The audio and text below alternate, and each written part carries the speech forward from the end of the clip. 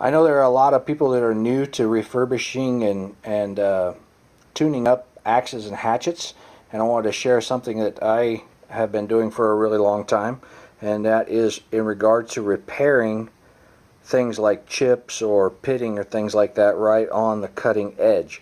One of the things that's really important is that you have a good bit profile from toe to heel. So you should be able to take your fingernail and just run it down a bit. I can't do it. I'm trying to look through the camera here. You should be able to just run it down through the bit without feeling any little dips or ridges as you go. And so in an area where there's some damage, like right in here, if this pitting was overly deep, it would actually create a big ridge right there. And so I have already taken the file and profiled the actual cutting edge this way first. That was the first thing I did. Get rid of all those little ridges and nicks in the cutting edge. You can actually see that it's created some flat point right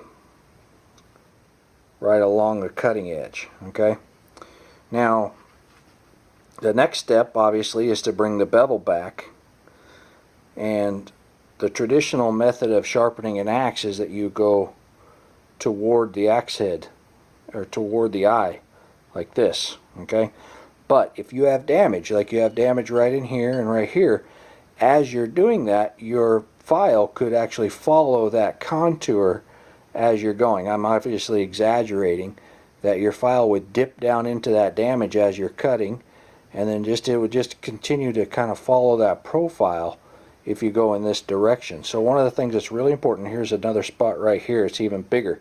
You can see I have to really concentrate on keeping my file very flat this direction, as well as keeping my direction moving where I want it to go this way. And I would actually dip into that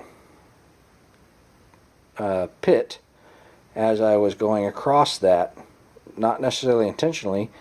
No matter how hard you try not to do that, your file is just going to follow those contours.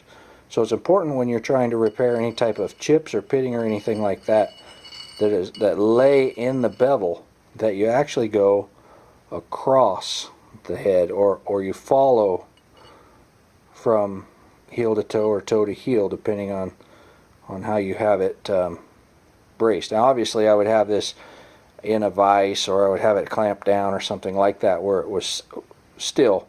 But the key I want to get to is that you want to go the long distance with your file so that your file spans whatever crevices or divots or damage it is that you're trying to remove. You want your file to span that damage rather than follow that damage.